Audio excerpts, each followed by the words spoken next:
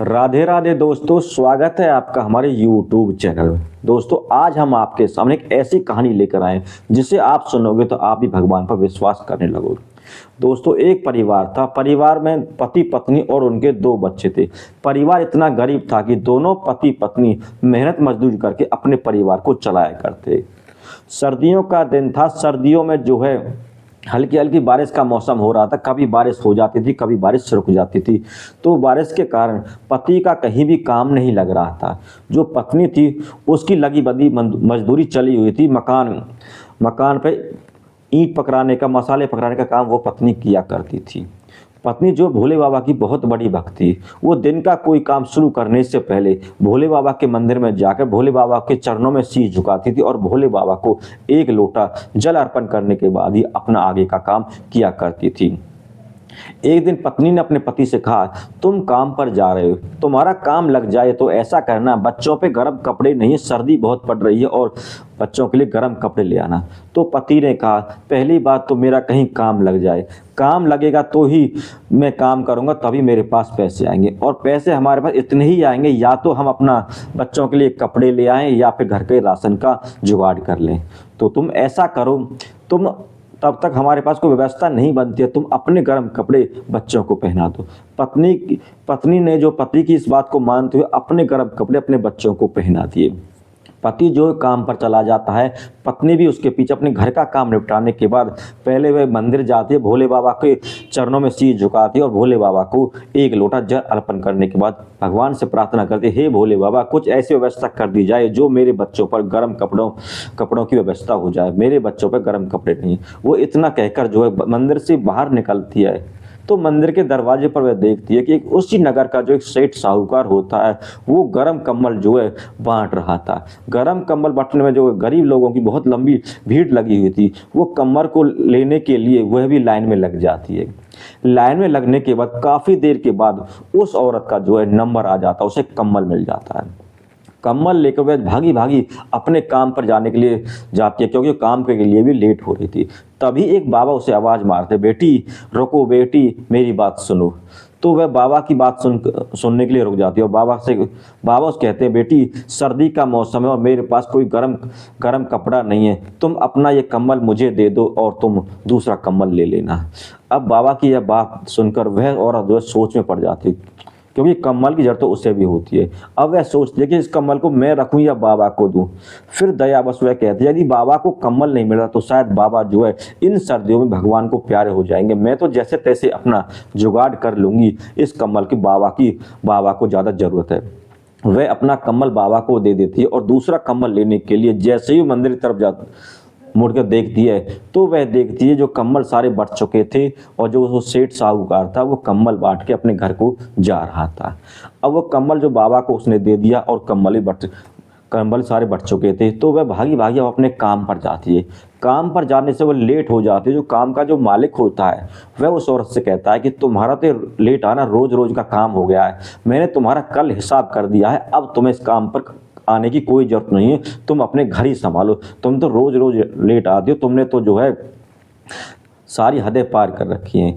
अब वह बेचारी उस काम वाले के मालिक के पैरों में गिड़गिड़ाती है, रोती है, झिकती है, कहती है कि साहब मुझे काम पर रख लो, मुझे काम की बहुत ज़रूरत है। लेकिन वो काम का मालिक होता उस औरत की एक बात नहीं सुनता है और वह बेचारी उदास मन के साथ वहाँ से आ जाती है अपने घर की तरफ। घर आके जब देखती तो उसका पति भी जो है घर में ही बैठा हुआ था। तो वो पति से कहती है कि आपका काम कहीं लगा या नहीं लगा, आप जल्दी आ गए।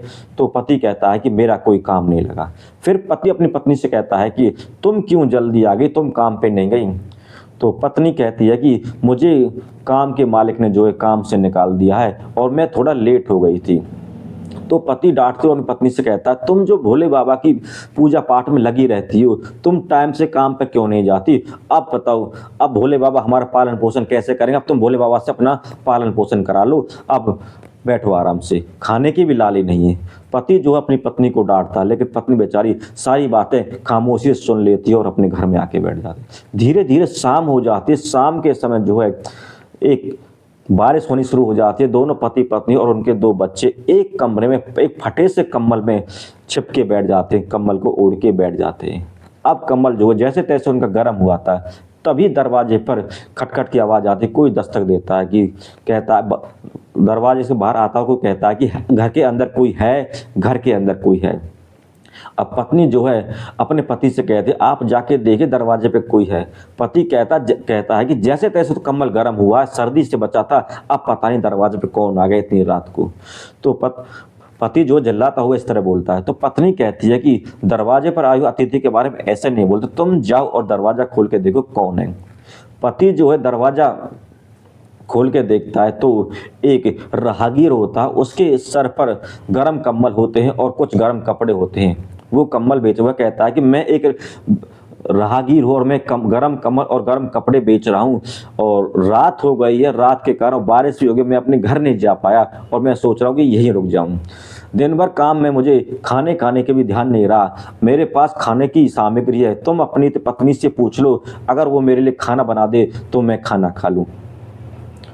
तो वह पति जो अपनी पत्नी से आवाज़ मार के पूछता है, एक राहगीर है, उसके पास खाने की सामग्री है, तुम खाना बना दो तो वो खाना खा लेगा, सुबह से उसने कुछ खाया नहीं है। तो पत्नी कहती है, जब उसके पास खाने की सामग्री है तो मुझे खाने बनाने में क्या जाता, मैं खाना बना दूंगी।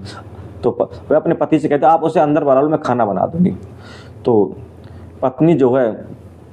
पत्नी के कहने पर पति जो उस राहगीर को अंदर बुला लेता है। राहगीर जो भोजन की सारी सामग्री उस पति को दे देता है, पति उस सामग्री को अपनी पत्नी को दे देता है। पत्नी जो है चूल्हे पर आग जलाकर खाना बनाना शुरू कर देती है। तब तक जो है पति और वह राहगीर दोनों आपस में बातें करते रहते हैं। बातें करने में तो उन्हें पता भी नहीं चलता कब खाना बनेगा।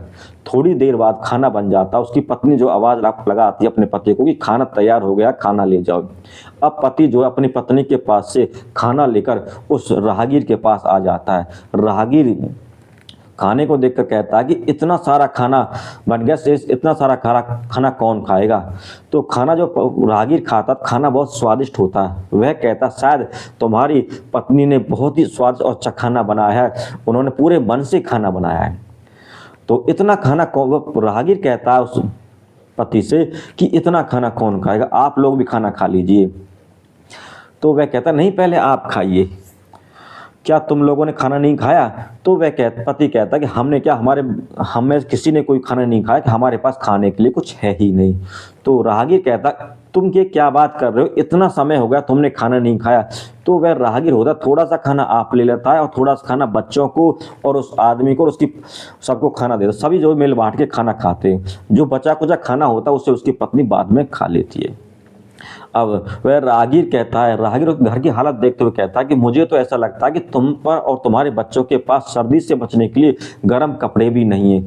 तो वह कहता है कि मुझे ऐसा लगता है कि शायद इस सर्दी में तुम्हारा परिवार का कोई सदस्य भगवान को प्यारा हो जाएगा। तुम ये कम्बल लो, कम्बल इनको तुम ओढ़ो, बच्चों को उठाओ, ये गर्म कपड़े बच्चों को पहनाओ। तो वह पति कहता है, नहीं, हमें तुम्हारे कम्बल गर्म कपड़े कैसे ले सकते हैं। तो वह कहता है कि मैंने जो बिक्री करनी थी वो दिन में मेरी बिक्री हुई, अब मैं इनको ले जाऊंगा तो भीग कर खराब हो जाएंगे, इससे अच्छा तो मैं तुम्हें दे देता हूँ, कोई बात नहीं, तुम इनको रख लो। अब राहगीर के इतना कहने पर जो है वह पति पत्नी उन गर्म कपड़े और उन कंबलों को ले लेते हैं। और वह राहगीर कहता है कि तुम अपनी पत्नी से कहना कि वह भोले बाबा का नाम लिया करें, भोले बाबा उनकी सारी परेशानी हर लेंगे।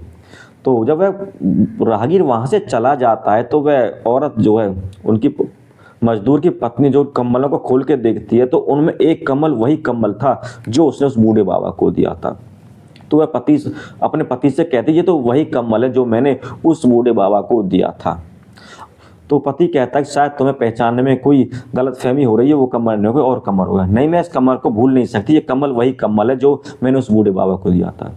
अब वह पत्नी जो है यह पश्चाताप कर दे, शायद भोले बाबा ही मेरी मदद करने के लिए आए, तो मैं कितनी अभागी हूँ जो भोले बाबा को पहचान नहीं सकी।